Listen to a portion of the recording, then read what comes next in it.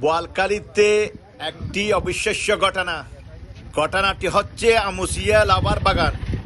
এখানে একটি গাছের বয়স কয়েকশো বছর পুরানো হবে। চলেন এখানে একজন স্থানীয় মানুষের সাথে কথা বলে জেনে নি। এটা অন্তত 200 বছরের আগের গাছ, কমপক্ষে আরো বেশি হবে।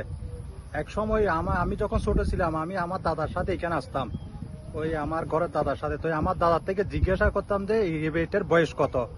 হয়তো আমি এই যেতটুকু দেখছি, আমার দাদার থেকে কেউ জিজ্ঞাসা করছি, এতটুকু ছিল গাছটা, এরকমই।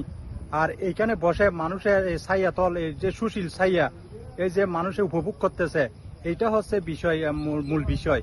আর হচ্ছে এই গাছটা আমাদের এই এলাকার মধ্যে এই পুরোনা গাছ, এইটাই আছে। সব পাহাড়ে সব গাছ কেটে ফেলছে, আর পুরোনা গাছ বলতে এইটাই আছে শুধু বর্তমানে। আর এটা হচ্ছে অনেক ঐতিহ্যবাহী গাছ। এইখানে অনেক মানুষ এসে এখানে আশ্রয় নেয়। এখন ঝড় বৃষ্টির দিনে ওইখানে বসে মানুষের বৃষ্টির জন্যও আশ্রয় নেয় এবং ঠান্ডার জন্যই আশ্রয় নেয়। আপনারা সবাই প্রমাণ করতে পারেন, এখানে আসলে আপনার মনটা এবং দেহ শান্ত হয়ে যাবে। এইরকম গাছ বাংলাদেশের মধ্যে আর কয়েকটা আছে কিনা আমার সন্দেহ আছে। ধন্যবাদ। আপনার নাম? আমার নাম নয়ন বড়ুয়া। নয়ন বড়ুয়া। আমার বাড়ি হচ্ছে এখানে পূর্বামুচিয়ে।